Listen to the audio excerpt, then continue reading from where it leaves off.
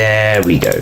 So we want to know what's going on in these yellow boxes, right? So again, mindset shift. You want to move away from thinking about candle patterns, market structure shifts, fair value gaps specifically, and you want to start thinking in this framework, right? So again, I've made lots of videos on step 1, that's key level.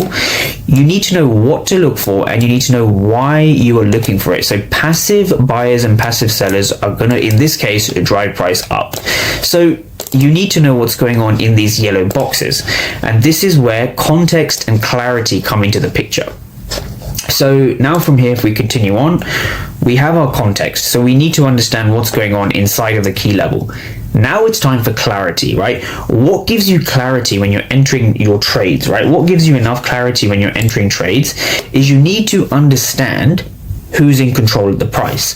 So can we see over here, we're just going to focus on what's going on in the blue box.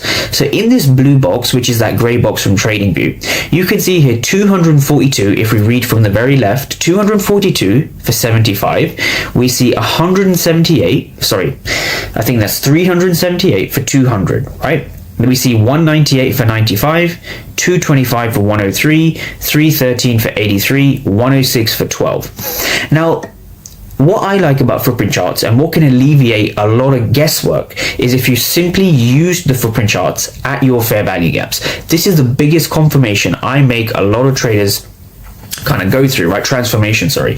You need to go away from thinking about patterns and reactions to understanding how price is behaving at your key levels. So I'm moving away from candles, and I'm moving away from patterns, and I'm moving away from market structure shifts and fair value gaps. So I'm moving away from the hit and miss, and I'm starting to put context and clarity into my trading.